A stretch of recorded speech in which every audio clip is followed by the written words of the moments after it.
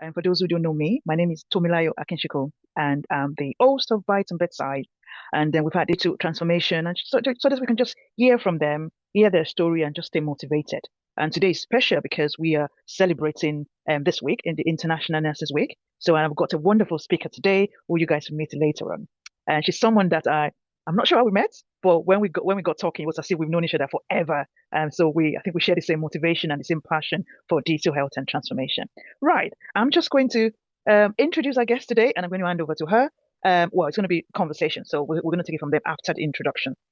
Right. So in the next few minutes, it's going to be a little bit awkward, right? Because I'll be reading a bio, so it might feel a little bit awkward for her and for you guys. But let's do it. Let's do it. Okay. So I've got Susan. Um, Meet Susan. Her preferred name is Shola. She is a digital nurse, a project manager, and clinical informatics enthusiast with over 16 years of experience spanning critical care, public health, and digital transformation. With a background bridging frontline clinical practice and digital delivery, she specializes in translating clinical needs into practical people-centered digital solutions that improve services and outcomes. An alumna of the Florence Nightingale Foundation and the Shuri Network, Shola is passionate about championing diversity, representation, and innovation within digital health. Through mentoring, leadership, and advocacy, she encourages healthcare professionals to explore opportunities beyond the bedside and embrace the evolving future of healthcare. Ladies, yeah, I'm not sure there's a gentleman on the call. So, ladies and ladies, I present to you Shola. Shola, it's good to see you. It's good to have you on this webinar. Thank you so much. It's good to be here. I'm very, very happy to be here. And I'm really, really honored, honestly, Tommy Lyle, to have an opportunity to be here, to be able to just speak on my journey. And just a little backstory, the way we met was I stalked you on LinkedIn. And then from stalking you on LinkedIn, I went to a Rewired conference. And actually, that's even a lie. Let's go back a step. I went to my first Rewired conference and I was sitting behind you at the conference and we just started talking. And then I remember you just gave me your LinkedIn. And then that's when I started stalking you. That was when I started stalking Yeah, I think I you. remember that. I do remember. Yeah, it was the same job. We've known each other forever. Right. Yes. Let's talk about your journey, Shola. You've had a very interesting journey Yep. from working from critical care, public health, and what you do now. Can you just give us a background story from the beginning, right? Yeah. So we know how you started. Yeah, if you don't mind. Yeah, sure. So it's very funny because sometimes when I think about how I ended up in the digital space, I sometimes wonder if I feel like, oh, my story is not the common steps of the way that I got there, or it's not the traditional route, or sometimes it's like, am I really able to speak on this matter? And after I've been doing this for a while, I was like, actually, I can, because you need to come with so many different unique ways of how you can step into the digital space. So for myself, I started off as a healthcare assistant. And I wasn't really a healthcare assistant for too long. When I was doing my nursing training, needed a bit of extra money. But you know what? I started as a healthcare assistant. So I've put that in there. And then my first job was in elderly care. I worked there for about a year. And when I started there as a foundation, um, in '09 when I qualified, the healthcare system, I mean, the NHS was very much uh, a need for a lot of elderly patients. So I really, really felt like I learned around my medicine management. I don't know, actually, I didn't say hi to everyone on the call, but hello, everyone. If there is anyone that can resonate with anything that I say, please drop a mention in the chat or be like, yep, that happened to me in elderly care. And I just remember when I first qualified, it was quite heavy. It was heavy in terms of the care that you look after, the patients that you look after. And I remember while I was there, they started to introduce, and if I get anything wrong, you can correct me, but they started to introduce the electronic medicine cabinets to be able to get out your IVs, to get out your meds. And everyone in my team hated it. It was always like you would press it and it'd be like, dun, dun, dun, and you couldn't get into it. And I remember I used to be the one that'd be like, oh, don't worry, you need to do this, this, and this, and that, and you can get in. So I didn't even realize it was even from like moments like that I had actually liked technology. And then as I went on, I became an accident and emergency nurse. So emergency nurse, I did my emergency qualification. I did that for several years and I thoroughly enjoyed it. But one thing about being an A&E nurse, burnout. Quick time burnout, the constant going, ongoing, go, go, go. And again, medicine cabinets, the medicine cabinets followed me around everywhere, and I became like a little expert at it. Everyone would be like, just ask Susan, just ask Susan. So you'd be like, Susan, can you help me? And I'd be like, yeah, sure. I was always willing, I was always helpful, any way that I could. And then I left that and and then because of the burnout, I was like, I need a 9 to 5, which most of us nurses start with. We go, we need a 9 to 5. Stepped Mm. into, became a student health visitor. And there in health visiting, I was in the community, public health, looking at the well-being of children, safeguarding. And, it was just something I enjoyed. And it actually helped a lot with what was going on in my personal life as well. So raising a young child. And I felt like I was learning so much and I really enjoyed it. But there mm, wasn't much of any kind of ICT need as a student health mm. visitor. But once I Yes. became qualified, if you've ever been a health visitor, one thing they like to do is just throw you in. Mm, There's not always formal training with the systems that they use. mm, Sometimes you're just left to figure it out on your own. mm, And because again, I had such an interest in systems, I just quickly picked up the shortcuts. I listened mm. to the experts. I was able to go, oh, okay, is this how you do that? So before you know it, by the time I was in health visiting, again, go to Susan. If you need anything with the system, go to Susan. And Yeah. that's how I ended up in health visiting. I went from a band 6, band 7, up Mm, to a team lead. So I was a clinical team lead for several years. And in that period of me being a band 7, I became a super user of the system. And in that mm, super user of the system, I found myself always, I never missed any of our super user training. I would always ask questions. I would even sometimes show the clinical lead some tips, and she'd go, oh, I didn't know about that. Oh, thank you for that. And things like that. yeah. So I was kind of blessed when she did go on retirement, and they needed to actually assign the clinical lead role, to someone else. And she made Mm, a recommendation of myself as a band 7, and she was a band 8. mm, mm, So that's how I did that role as a clinical lead, band 7, and mm, then went into clinical team lead. And then from there, we then had an implementation of a system in our health visiting service. And because I was already the clinical lead, I was a super user, mhm. they were like advertising a role for a subject matter expert or Yeah. clinical advisor, or as nurses may put it, a nurse advisor who is able to Yeah. talk on not just the clinical practice of a system, but why you use the system the way you use Mm, it. And mm, then that mm, is literally how it went from there for me. I was in that role. And to be honest, I wasn't an expert. I didn't fully understand how project management works, because one thing mm, I learned in that role was actually a lot of the foundation of any digital nursing stems from project management. And I was not taught about project life cycles. I wasn't taught about action logs, status reports, things like that. And I really learned on the job. And I was very blessed to have my program manager at the time to really push me. He would basically throw me into stuff and be like, you're capable of doing this, do this. So mm, in a mm, way, as a subject matter expert, I learned to be a business analyst in that. mm, So I picked up mm, business analyst skills. I became a project developer in that as well, because again, our project team was very small. There was 5 of us. And so I mm. ended up being a woman of many hats and was heavily relied on. So, and I'll coming to roughly to the end because I'm taking a bit of time. But the No last problem. the last thing I'll say is, once I did that, I the team kind of everyone kind of left, and it was either the project would be stalled or I would take over as project lead. Took over as project lead for that project. Got to a point that it was near completion, and then I actually applied for a project management role, and that's where I am right now.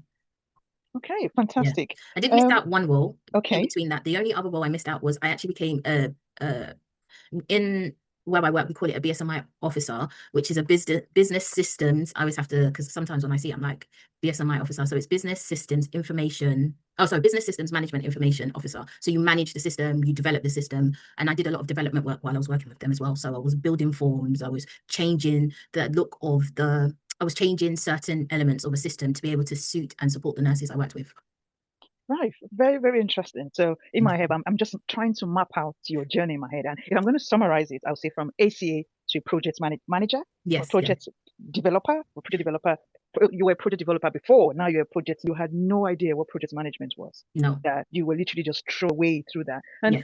that brings me to the question in my head because I have a lot of people that say to me, what course do I need to do? Do I need to get certified? Do I need to get project management and certification before I can get into this job? Before and can you just use from your experience speak into that for Yeah, those who are sure. with those questions? Yeah. Yeah, sure, definitely. So I wasn't privileged to have the time to go and study.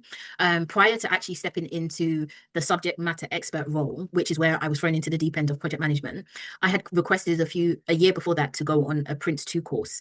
And I was actually refused a few times. So they were like, you've got the job.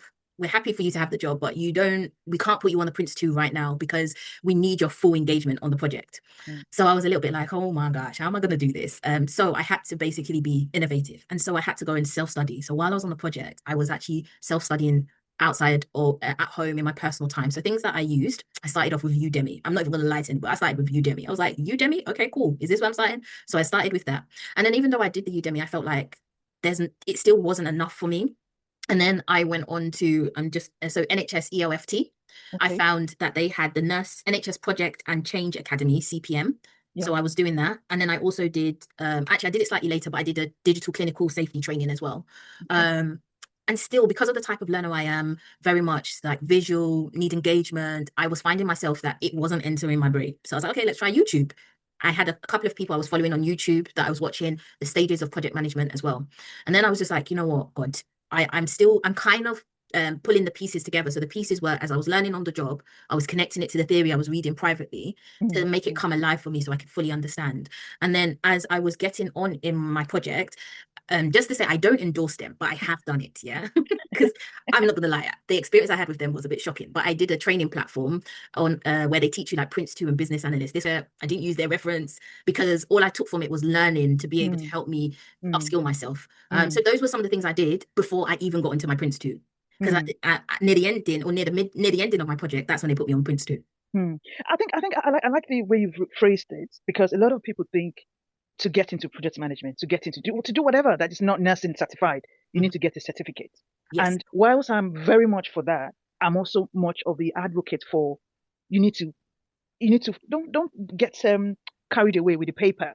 Like, okay, I've got a certificate. I've got no. The question is, what are you doing with what you are, where you Yes. are, with the experience you've got? So you got in there in the role, and you were doing it. You were doing the job anyway. You were doing it Yep. already, but you just needed that extra bit Yep. for your own personal confidence, for you Yes. to feel like, yeah, I know what I'm doing, and to get ideas from people. So, and I know you're going to agree with me on this, that for people who are looking into doing anything, whether it's project management or informatics or whatever, don't get carried away with getting a certificate. The question is, what are you doing with what Yes. you are, what you have, and the experience you've got now? Am I right to Yeah, conclude with that? 100%. I agree with that so much. So I don't ever want to deter anyone from doing the Prince 2, but my experience hasn't been, I got my qualification of Prince 2 and I stepped into project management. It for Hmm. me has worked the other way around. Hmm. And even with that, can I tell you all a secret publicly? It's not just to have the qualifications, it's to be Hmm. able to have the skills. Hmm. This, working in digital nursing isn't just about systems, but it's about workflows, it's about people engagement. You Hmm. always hear, oh, your stakeholder management. It's about communication. How do you communicate yourself? Hmm.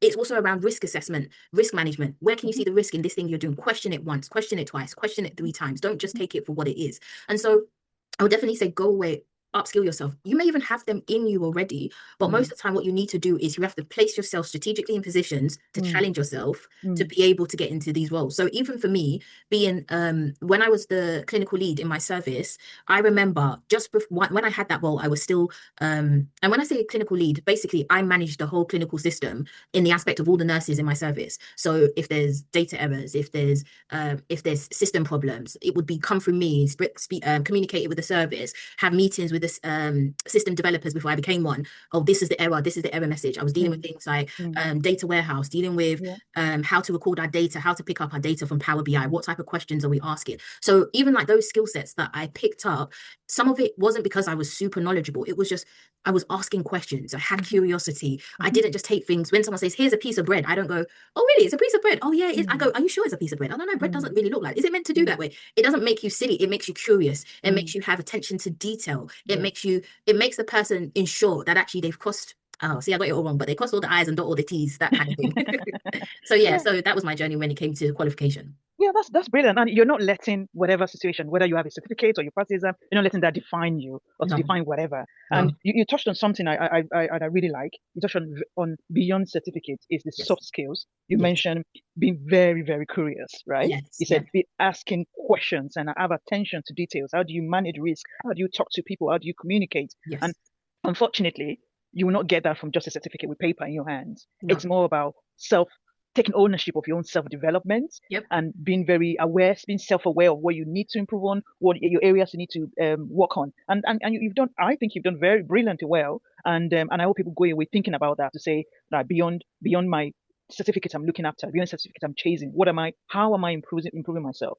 Yeah. Communication is the biggest one. I think Yes. personally for me, at EPM nurse, I'm very self-conscious. Like, how do I Mhm, sound? Am I passing the information across correctly? And all of that. mhm. And that is beyond, oh, I've got a project management certificate. I'm a Prince 2 certified. That's just a different word. So Yeah, and I hope people go away to say, how can I boost my own confidence? What do I lack? What do I think I need to work on? What are yeah, those gaps that I need to work on? And not just get carried away with, oh, I need to get certified in this and all of that. So yeah. thank you very much for sharing that. Yeah, you're gonna No, say something. yeah, I was going to say, so even just to share with people, I've actually gone and done a public speaking course. I did a public speaking course last year. You'll see it on my TikTok. And it was just around looking at how do I upskill myself? How do I make myself the best version of myself? How do I get Mm, myself in spaces? So in that public speaking course, it was was teaching me how do you step into a room, command a room, how do you talk. Now, some of those skills I still use today. I still allow that to be able to help me in rooms, because do I get nervous? 100%. Do I still feel like, oh my gosh, am I meant to be in this room? 100%. It happened to me in a meeting this week where I was with directors, assistant directors in the meeting, and I had prepared a status report with my program manager. And I just remember sitting in that meeting, and then it was like I had to say some stuff. And sometimes you think, oh my gosh, like I'm speaking too fast. Am I speaking too fast? Am I this? And it's like, no, take a deep breath. If something's not right, just pause. Even if I pause now, you won't notice the pause because you just think, oh, she's just talking with a flow. But yeah, so public speaking courses I recommend to anyone, Absolutely. everyone. Yeah, I think I'll put money on that one as well. That public speaking, and yeah, I totally agree with you. Public speaking, self-awareness, how to be self-aware of um what your body language is saying that you're not saying with your that you're not necessarily saying. But all of those soft skills are very important. So Now, important. I'm going to take it back to the beginning when you started. You talked about being the go-to person, Yep. right? That when people are struggling with how to press a button on the system, they're struggling with the electronic cabinet, everybody just go, oh, don't go and talk to Shola. Go and talk Yep. to Shola about it. Go and talk to Yep. Shola about it. How do you think that placed you to? How do you think that helped your career with being the go-to person? That Yep. was it's a common trend now in your career progression. Yeah, yeah. I'll tell you, even it's not a secret but it's not something I share often. But when I was in secondary school, I remember we had to choose what we wanted to go into as a core, as your, future plan, where you're going in life. And I initially chose IT. And I remember I spoke to a family member and I said, oh, I think I'm gonna choose IT. And then these times it's around like, I don't know, '06, '07 times. Mm, And I remember him saying, there's no money in IT, or don't go into IT. You need to go somewhere where there's money. And unfortunately, I listened. I listened. I was like, oh, okay, my uncle knows best. I'm a young girl. My uncle knows best. So I was like, okay, let me go into nursing. But before that, the reason why I chose IT initially was because I just loved systems. I loved the way it worked. I loved pressing a button to figure out what that button did. I loved the shortcuts. When Microsoft delivers out new apps, I'm always on it. I'm like, what does this app do? So in terms of being a go-to, I've made it quite known from such a young age. And then in the nursing field, maybe nursing, I don't know, like I felt like I was a very caring nurse. I felt like I knew what I needed to do as a nurse. But there are days where I just wasn't so passionate, like the passion for the job. I just don't always remember it was there for me. But if it meant help you, support you, give you what you need, yes, I could do that. But I've met some nurses that I ride and die to the point that they want to change the way nursing is delivered. The process of nursing. Whereas I used to get onto the computer sometimes, I'd be like, why is this button not working? I can't see the patient's blood results. So I'll be mm, like, yeah, so IT, I don't understand this. Does there need to be an update? Can you let me? So that was sometimes me in my nursing role. And so mm, I would feedback things like that during our nursing rounds. So that would mm, be my update. They'll be like, oh, any other business? And I'll be like, oh yes, I spoke to IT and IT said, yeah, that this thing is not working. And so we yeah. need, and they'll be like, I used to position myself in that Mm, way. mm, mm, So people would just know, oh, she knows how to do this. She knows how to solve that problem. And all I was really doing was problem solving. I was mm, seeing where there mm, were gaps in my trust and solving those problems for people. mm, And that was where I became known, I became useful to my colleagues, because maybe some of them were so good at, I don't know, knowing how to cannulate, and knowing the different types of cannulations in the vein. So they became that expert with cannulation. I became mm, an expert with IT. mm. Yeah, yeah. I think it's just interesting because it sounds like it's about knowing yourself, knowing your own strength, Yep. because we don't all have the same strength. Knowing my strength, what I'm very, very good at, Yep. and knowing what I'm not very good at, knowing what I can upskill to be good at, knowing Yeah. what I would never be interested in. And it all boils down to being self-aware. It's knowing what you're passionate about, knowing what you really want to do. And that's very helpful. Because a lot of persons ask me to say, oh, I want to get into digital. And they ask me, where's the job at? Where's the job? Where's the job of digital? And then the Yeah. first thing I say to them is that, what's going on in your world? Let's start with that. Yeah. What's going on in your Yes. world? What is Yes. the digital transformation going on in your world? Are they trying Yes. to set up a new pass system? Are they Yep. trying to change your paper observation chart to EOBS? Are they Hmm. trying to change your that is where you need to start. Yeah. That's where you need to show your skill as a subject matter expert, Yeah. as people your colleague can run to, and not Yeah. necessarily, oh, where is the job at? I think the best place to start, like you rightly said, is a problem solving skill. What Yeah. problems are you solving where you are? So I Yeah. hope people go away thinking about that, to say the first step is to ask yourself, what's the problem around me, right? Yeah. And how am I using my skill in Yeah. a digital way to solve? And then that will position me as a go-to person. And then you never know what opportunity that will give you, Yeah. right? Is it Yeah. right to add to that as well? Yeah, yeah, Yeah. please. So some of the things I think is really important for anyone that is looking to get into digital space is they should do an inventory of their own skill sets. Yeah. They need to Mhm. sit down and ask themselves, like Tomilayo said, yes, what is the problems you can see around you, but what are some of the things that you do consistently? So I'll give an example. I used to, I don't think I'm a bossy person, but I definitely hate when I see that there's no direction, nobody's taking lead on stuff. So very much I picked up the skills of leadership. So I would demand this, command that, state that. And often I'd get called to stuff to be like, oh, Susan, can you lead this? Susan, can you lead that?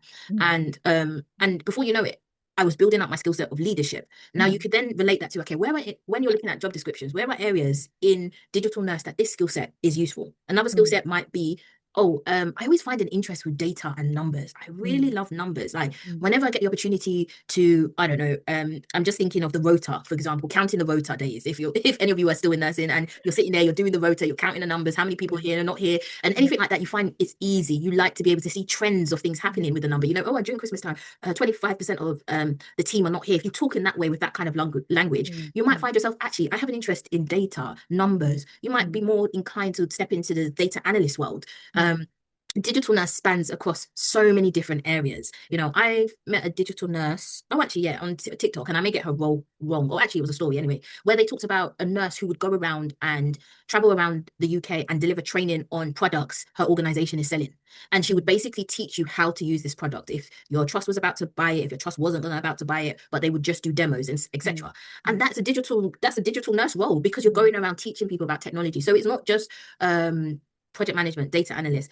There's also, I know everyone knows about business analysts. So business analysts, again, solving the gaps in a system, solving the gaps in an organization, being able to problem solve and provide a new workflow. If you're that person, okay, we've noticed there's a system where everybody likes to put paper in this place, and when they put the paper on this tray, the information doesn't get processed, and then we're finding there's a gap, and we're finding not enough patients are being seen. So doing a stock take of your skill set is a second thing I would recommend you to do, to be able to discover actually what type of digital nursing space I'd like to step into.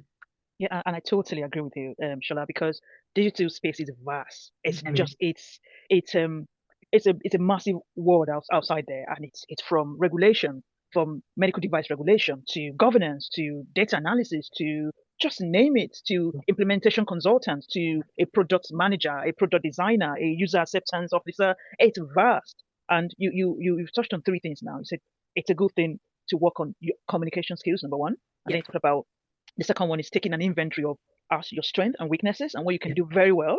Yeah, what you can do very well, and then you can build on that, and that will guide you into which direction in the digital space that you can just slide in very easy and quickly. So that's fantastic. And if I can add to that, Mhm. I will always also say that there isn't any carved out go from A, B, C, D in this space, and I even think in any profession.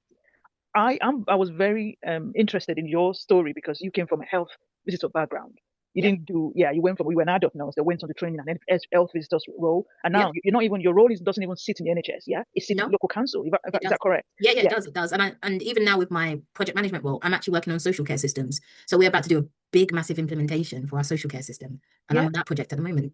yeah. So my the third point to add is that there's nothing set in stone. There's no rule. You have to make your own rule. Yeah. Yeah. And I think that's what I find very fascinating in this space, that you have to carve your own niche, Yep. carve your own path, and it Yep. starts by knowing yourself. Yep, Yeah. knowing yourself. 100%. 100%. And yeah, so thank you. That's I'm taking in so many um golden nuggets from there. Thank you. Right. I want to also touch on the aspect of people um about finding digital health jobs, Yep. right? Um, a lot of that's the first thing people tend to ask me in my inbox. Like, I want to, where are these jobs, Yeah. right? How do you address that? Yeah, so you have to basically, well, the first thing I would say to start with is LinkedIn. I would love to know how many nurses, if anyone is a nurse here, how many of you have LinkedIn and how many of you don't have LinkedIn? Just if you can do a raise of hands. Sorry, I just want to see if there's any. If anyone's able to, if not, that's okay. Um, Oh, you got a good number. Yeah, okay, we have three. 3, 4, 5 with a More than thumbs up. that. Yeah, Yeah. yeah, thumbs up. Yeah, fantastic. Six. Good, Good, good. good. I love that. Well done. Let me give you guys a round of applause. So well done. Yeah. So it's so important to have a LinkedIn, and it's so important to be active on your LinkedIn. So that's even the first place to have a look for jobs. See, what I tend to do, or what I've always been advised, is when you're on LinkedIn, I had a friend, I have a couple of friends who are in project management, and they also used to be like, Shola, why are you not on LinkedIn? I'll be like, I'm a nurse. We don't do LinkedIn. We do just do NHS. She was like, stop that. Get on LinkedIn. And then she was very much follow as many people as you can. Follow, follow, follow, follow, follow. See what they're doing. See what's happening in their world. Get to know what's happening in a digital space. So that's the first place I would always say is have a look in LinkedIn. The next step, if you're a brave person, if you're brave, I would always recommend reach out. If there's an organization that you've seen a job role, privately chat up the recruiter and say, hi. My name is so and so. This is my skill sets. This is what I'm able to do. This is my project profile of things I've worked on. I'm interested if we could have informal chat. That is another way, because what I'm finding is we can apply all day, all night. I've applied on all the different types of NHS websites Jobs. for Yeah. jobs, yeah. And I remember there was a particular clinical informatics manager or lead nurse that was a band 8. I applied for that job three times, three times.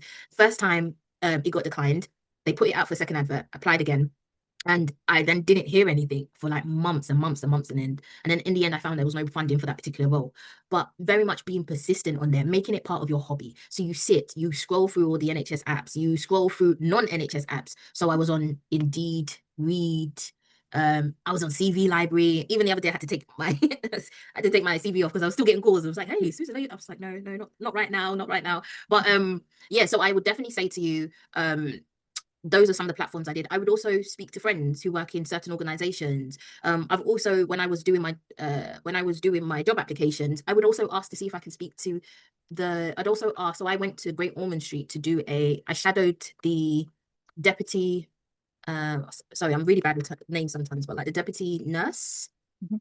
And I spent the day with her, learning about her role, what she would do. I remember I sat in a risk management meeting, and these are the ways you can skill yourself to be able to put onto your supporting statements.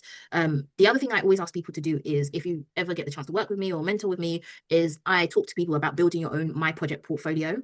So I Mhm. have a project portfolio of all the projects I have done over my nursing career, not just Mhm. from health visiting prior, because I had done some projects which I didn't even realize they were projects, and I was the lead on these projects. But at those times, it was very much like, oh yes, Susan, I just want you to assist us to deliver this thing and do this. I'll be like, Mhm. yeah, sure. So I'll go around and be like, okay, guys, you need to put this there. Da, da, da, da. That was a project, but I didn't realize at the time. So I built a project portfolio. So then that also helps me to be able to speak on actually why I'm capable of the job role and how I can be able to get that reflected into my personal statements. So what many people sometimes do is they go into AI, don't worry, I've been guilty of it, go into AI, ask it to write me a supporting statement. I give it a couple of prompts that I've done this, I've done that, but actually there's no detail in it. And when Mhm. we're doing recruitment, because I've done recruitment before, you can immediately spot when someone has used AI for their supporting statement. So it's a Mhm. combination of things: speaking to someone, going to digital conferences. So Rewired. I remember I went to Rewired and I kept in all the different stands. I'd be like, what available jobs do you have currently right now? Are you recruiting? Who's your Yeah. recruiter? Take down Mm. their details, speak to them Mm. again, chat Mm. them up on LinkedIn. Hello, informal chats. What are the Mm. skill sets you need? You have to be so proactive. I find that digital nursing isn't a kind of role where you go, I'm applying for a band 5 role because I've got my nursing qualification and because I can talk the talk, it's easy for me to just land in a job. I know there's not surplus of the job right now, but that's how it felt for me back in the days. Now I know that it's not as easy to get into a band 5 role, but just stating that you have to put in that extra effort and work. Mm. Mm. Yeah, I honestly thank you so much for sharing that. And honestly, that's exactly what comes readily to my mind. But what you've touched on that I really like is about your project portfolio, right? Um, I think as you as you tend to go up, when the NHS we use band, but as you tend to have more responsibilities and you go higher the band, if I can use NHS terminology, the question is not about listing what's happened, what's it's not about listing the expectation in your role. The question they'll be asking you is what have you done, right? Give me an example of when you've done A, B, C, and D. Mm-hmm. So it's really about project portfolio and keeping that, documenting that, and just carry that with you wherever you go, Yep. and just don't leave a particular job. I think some of us are even guilty of, for those who trained abroad. If, for example, you didn't train in the UK, you trained abroad, you worked in Nigeria, for example, for a period of time, and then you come to the UK, most persons will never refer to what they did back home. They just feel like, oh, I'm in the UK, I have to present UK experience. I'm like, that's not right. Yeah. Nursing is nursing, yeah. If you've Nursing is done a nursing. project back home, yeah, put it in your CV. But I think we just have this mindset that, oh no, I just have to sell what I've done in the UK. But that's not. I don't Yeah. think that's correct. But thank you for sharing that. No, it's all right. Just to add on to the project portfolio. So with my project portfolio, what I use, how I also utilize my project portfolio is I align it with the STAR method. So that also helps me to be able to speak when I go to job interviews, when I'm having conversations with people. I always have the STAR method in the back of my head when it comes to any of the projects I've worked on. So I let someone know about the situation. What was it that we needed to do? How we was going to do it? You speak about tasks. What was the task that needed to be done? What was my action? And then how did I deliver what needed to be done in the project? Who was I speaking to? Where was I going? What Mhm. kind of documentation did I keep? And I think that's where sometimes people fall short, is that if they don't talk as though they're in the role, you can already suss them out and be like, they've not done it before. But if you always Mhm. have your project portfolio at hand, you can always speak from your experience when you was doing projects, even if you wasn't officially a project manager. And then obviously Mhm. with the STAR, you've got the results. What was the results in the end of the day? Tell me some of the good things that went well. Tell me some of the bad things that didn't go well. Yeah. And just to add on to that is I find interviews a very good place to learn as well. Obviously, 100%. you go for interviews with the hope of getting the jobs, but if you don't get it, I think we shouldn't develop amnesia with how the interview went. I think it's good to write down the questions they ask you. All Yeah. right, write it down, reflect on it. Okay, even if they're going to ask me this question again, how can I answer better? Or maybe Yeah. you think you did better, you did well, but you were not offered the job. Or at least write down, just reflect on the questions they've asked you. If those questions are not helpful for you, they might be helpful for the person, the next person.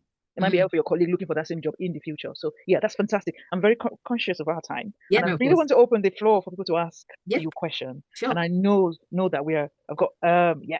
We can see spare 5 minutes. It's International Nurses Week, so let's do that. So I'm Yeah, just of going to open the course. floor easier down there. Yeah, it's different from frontline nursing, but I wouldn't say it's easier. And I hope people don't see that and escape with that. Oh, I'm just going to leave the bedside and go into digital. That's a conversation, an argument I can argue from today to Yeah, tomorrow. I don't believe I'm leaving the bedside. I'm not. I don't use that terminology. I don't say I'm leaving the bedside. I left the bedside. I go now. I'm no. I'm a nurse and I'm always be a nurse. The way I deliver that care might not be directly in front of my patient, but it all ties down to make my patient safe. Because I believe that digital safety is patient safety, right? yes.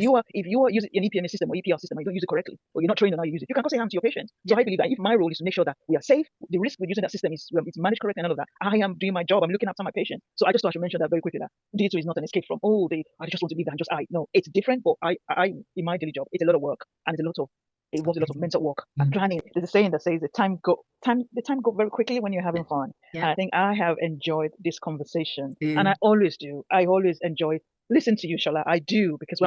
I think when we get together, we just go away motivated. Oh, Shola is Honestly. doing that, Yeah. right? Shola is doing that. Wow, I need Yeah. to work Yeah. on that as Yeah. well. And I hope I have been able to share that motivation with everyone on the call today to say you can be the best version of yourself, whether you're using digital or not. You can be the best version of yourself. Honestly. Yeah, don't settle. Nobody's just a nurse. I don't use that Nobody. term. It's not in my dictionary. I No. don't see myself as just a nurse. There's no Yeah. word like that. There's nothing like that in my dictionary. And I Yeah. hope I can motivate you. And I think there's one thing we've left from this conversation, Shola. You didn't talk about your coaching, mentoring. Do you Yes, want to touch yes. very briefly on that, Yeah, please? yeah, sure, sure. There's something also in my mind that's letting people know I still have my nurse qualification. So just to add, even though I've stepped into project management, I still have my nurse qualification. But yeah, in terms of coaching, mentoring, so I understand like similar to you, Tomilayo, I get people asking, how do you step into the digital space? What do you do? How do you do that? And so I do offer like a 6 weeks program to support people to get into the digital space. I also help with just in terms of just confidence building, being able to just really discover who you are as a person and as a nurse to be able to tailor your route into the digital space and how you'll do that. So if anybody's interested, you can hit me up on LinkedIn. You can hit me up on TikTok if you'd like to, where there's a link you can book a call with me. We can have a chat, and then we can go from there in terms of how I can, if I align with where you're trying to get to in terms of becoming a digital nurse in any area of the digital space. Um, And oh, sorry, yeah, no, carry on. no, and just two things that I just really want to just make sure is that I didn't learn everything overnight. When I'm speaking, how I'm speaking, I didn't learn it all in one go. It took me time. I am still learning. Even in my current role right now as a project manager, I am still learning. And it's a job that you will forever learn on, upskill on. So I just wanted to leave that you don't need to be perfect, but you need to be willing to try. Yeah. So on that very lovely note, that says you don't need to be perfect, but you just have to willing to try and try and try and try. So on that lovely note, we're going to call it today. So thank you so much, Shola, Thank you so much, for your Tomila. It's time, a and blessing. it's good to catch up with you again. You So too. just to let people know, please stay in touch. We are going to have subsequent webinars, and the webinars are not webinars will be available on YouTube. If you're not able to attend in person like today, it's always available on our YouTube channel. And I really want to encourage you. Please stay in touch. Let's make the community bigger. Let's keep motivating ourselves, and yeah, we can do better together. Right. And on that note, I'm going to call it a day. So just like Shola said, you can reach out on LinkedIn. Yeah, that's the best Yep. place for anyone to reach you. So please Yep. reach out, just rush our inbox. Yeah, and reach out to her if you need help in what she's talked about today. Thank you, everyone. And I've Thank shared you. in the comments, yeah, in the chat box, my link to my link tree. So if you want to stay in touch, I just like Shola, I do some free digital check-in call, free call, just to have a conversation and just bring clarity for you if you need it. So be in touch and let's make this bigger and better. Thank you very much, everyone, and have a lovely evening. Enjoy the rest of your week. Thank you. Good night, Bye. everyone. Bye.